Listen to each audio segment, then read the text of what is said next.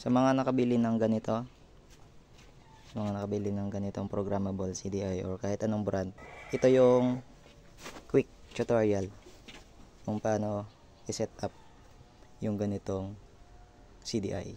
So ang mga kailangan nyo lang naman is syempre laptop,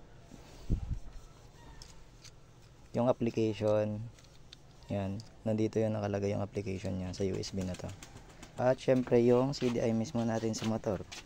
Nakakabit na yung CDI ko. Ito pala, ito, yan, nakakabit na yung akin sa ilalim. Nandito na rin yung modes. Yan, kita nyo naman yung last video ko na tinesting ko talaga siya. Ito purpose yan, boy. First things first, install nyo muna yung software. Yun lang naman yun. So naka-install na yung sa akin, 3 lang naman yung install nyo. Nandito na yung lahat. Install nyo lang yon. Wala kayong pwedeng hindi install, no? Install nyo lahat yung 3 kasi pag kumulang or 2 lang or yung app lang yung in-install nyo, automatic hindi mababasa ng software yung CDI.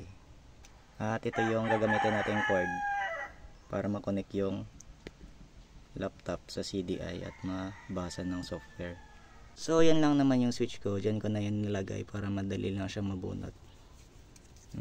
Ito, dito lang yan. So tatanggalin muna natin yung yan yung switch. Kailangan muna natin siya bunutin para masalpak natin tong pang-connect sa laptop. Yan, hindi ko alam na papahirapan pala ako nito. Yan, yan. Ito na yung sa switch natin. Ito. Yan, ito yung connector nya. At ito naman yung isasalpak natin na i-connect natin via USB sa laptop. So, yun yung port. Yan, yung socket na yan. Yan natin siya i-connect. Pero papahirapan na naman natin ang ating sarili. Ayun, na-connect na natin siya. Yan, na-connect na natin siya. Sasaksak nyo siya sa USB port ng laptop nyo. Wait. Yan. Sasaksak nyo siya ngayon. Yan. Once na na-connect nyo na yung device sa laptop, yung CDI, i-click nyo na naman ito ngayon, itong connect, para basahin na ng software yung mismong CDI. So ganito lang yan, i-click nyo lang tong switch na to at ayun, nag-blow na yung trigger natin. Pero bago nyo galawin yung lahat dito, once nag-connect na yan, make sure muna na pindutin nyo yung read, kasi meron na akong nakamap dyan automatic. Pag nakabili na kayo ng CDI, hindi naman yun blank yung ignition nya, so pwede na rin siyang gamitin. At the same time, adjustable siya, pwede mo siyang i-program. So, yan. So ayun, nabasa na. Yan, may mga ignition curve ako na nilagay.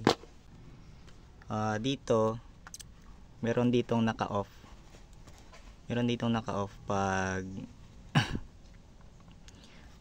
kakabukas pa lang ng application nyo, hindi aandar yung motor or mahihirapan, pwede nyong i-double check to. Pag yung motor nyo is ayaw umandar at naka-off ito, try nyong i-on, kasi nakadepende po sa pulser yung trigger na gagamitin. So yung akin, may positive negative yung pulser ko, so need talaga na i-activate itong negative trigger. Pag yung pulser nyo is isa lang ang wire, pwede nyo siyang nakapatay lang. Itong 2 triggers naman, itong sa taas, pang 2 stroke ata yan, kung hindi ako nagkakamali, pang 2 stroke yan. At dito sa taas, yan, meron tayo ditong itong number. Itong number na to is yung RPM. Yan, yung yellow. Yung yellow na yan. Yung 500, 1000, 1500. Ano yan? Itong RPM. Ito naman, ito maliit na to.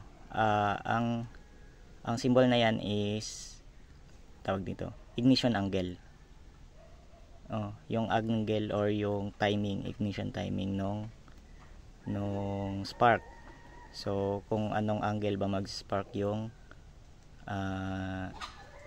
CDI mo, magsisend siya ng signal. Kung anong angle siya magsisend ng signal sa ignition coil.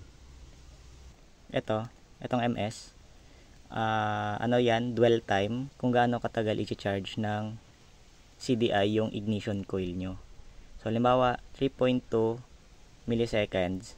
So 3.2 milliseconds pong i-charge ng CDI yung ignition bago niya bitawan. So mahaba po yun. Ang stock na dwell time is ito 0.32. Universal po yan. Stock po ang ganitong dwell time.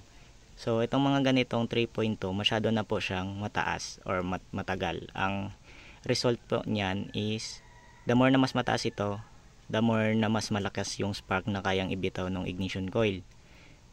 Kaso ang downside naman nito, pag tinaasan mo ito, iinit yung ignition coil mo. Yun po yung pinaka so hindi ka na pwedeng, ito na yung pinaka safe, yung 3. Sige, pwede natin siyang i-try. Try natin siya. So yun, susiyan muna ng CDI, start natin yung motor. Ito.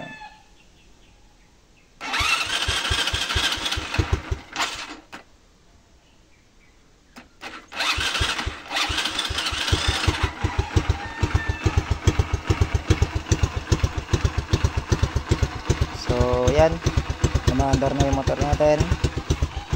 Makikita nyo din dun sa RPM natin na gumagalaw na siya, nababasa na. So i-try natin to. Try natin yung number 1. Yan yung number 1. Pero bago muna natin i-try or i-rapid, ayan muna nating magkuhan siya. Etong uminit, warm up lang muna, baka kasi masira. Ang tagal uminit.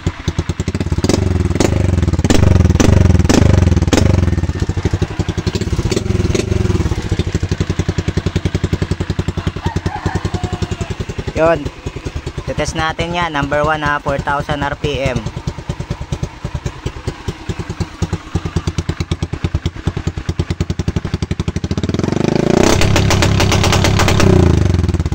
So yun yung number 1 natin.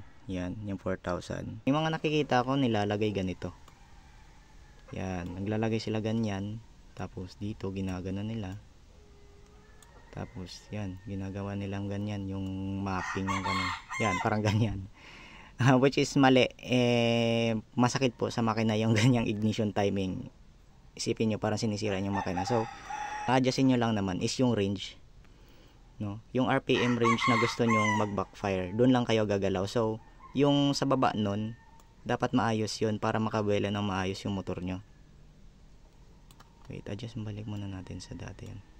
Paano ba yun? Yan, parang ganyan lang. Yan, parang yan, parang pa-S. So, pababa siya dito, tapos biglang baba. Diyan, maglilimit na yan, balik at babalik. Gaganon lang yung makina niyo yan. Hindi na yan lalampas dito. So, hindi nyo na to gagalawin. Kasi hindi na rin dito lalagpas yung makina. Ang limit lang natin ay 4,000. So, dito lang yan sa sagad. Hindi na yan laabot ng 5K. Grabe, may mga nakikita kong content creator, ganun yung mapping nila. Dito sila nag-adjust sa 2,000 RPM, tapos yung limit nila 7K, wala namang nagalaw, medyo flat lang dito. So walang nangyari, nag-limit lang. Dito nahirapan yung makina kasi kung ano-anong ginawa. Tapos pagdating dito, wala naman, hindi naman pumutok kasi nga walang ginalaw. So una nyong hanapin is yung range ng gusto nyong RPM na kung anong RPM yung gusto nyo, halimbawa 5,000, sa kanyo i-adjust.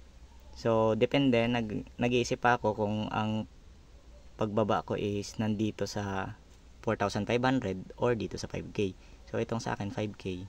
Try natin tong number 2. So ito yung number 2. Number 2 yan ha. So 5,000 RPM. Ganyan yung mapping ko.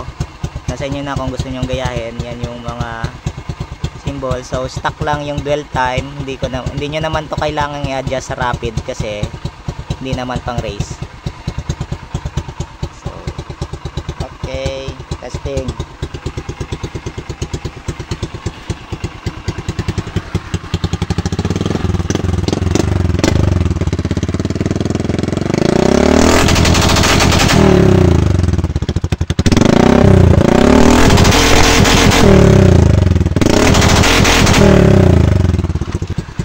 ingay. Sakit sa tenga. So ganun lang yung rapid kung may adjustable. So kung may ganito kayo, adjustable or programmable CDI, ganun lang yung pag rapid or pag rapid backfire. Hindi nyo na kailangan ng maraming temperature kung ano pang ginagawa. Ganun lang na map, mag set lang ng RPM. Okay, wait. So yan, ganun lang na mapping. Hindi nyo na kailangang mag set ng kung ano-ano. Wag nyo nang ganun-ganun, yan, ganyan lang. I-set nyo yung RPM na gusto nyo. Yan, huwag kalimutan yung trigger para ano. So yan, 5,000. Tapos ito lang gagalawin nyo, yung sa baba ng 5,000. Yung dito hindi nyo na kailangang galawin yan kasi hindi naman lalampas yung RPM ng makina dito sa limit na nilagay nyo dito sa 5K. Ay nga pala, additional, meron nga pala ako ditong race na mapping. Hindi ko pa siya na-try in race kasi hindi pa naman kargado yung motor ko. So yan lang, tinetesting ko lang kung may improvements sa bilis at hatak ng motor. Pero ganyan lang yung mapping. So pag mga race specs yan, una talaga advance sa 4,000, tapos inaunti-unting retard kasi dito hindi naman siya prone sa knocking, pero sa high RPM dapat medyo delayed kasi malataas na yung chance ng knocking dito. Yan. So ganyan lang yan, hindi ko pa siya natatry, pero itatry natin to, itong mapping na to pag once na nakargahan yung motor natin. Stock pa lang kasi yan. Binilihan ko lang ng MSD kasi wala akong biling pyesa, pero stock stroke, stock bore. Wait, meron ako dito upgrade. Wait, ito, meron na tayo nakareserbang piston dyan, you know, true dome. Hindi siya 7 dome, hindi siya semi dome ha, true dome yan na 54mm. Ilalagay natin yan, nakapacket na yan. So sakto na siya dun sa natin. Gagawin na lang natin, i-reborn na lang natin yung stock para masakto dito. At ito na yung piston na nagagamitin natin. Stock head, lalagyan natin ng cams. Yun lang, carb, pero may power kasi naka-programmable CDI. So yun lang, I hope may natutunan kayo kahit sobrang gulo ko mag-explain. Ayusin ko na lang yan sa sunod. So sa may mga tanong about sa motor, pwede kayong magtanong, sagutin natin yan ng mabilisan, no?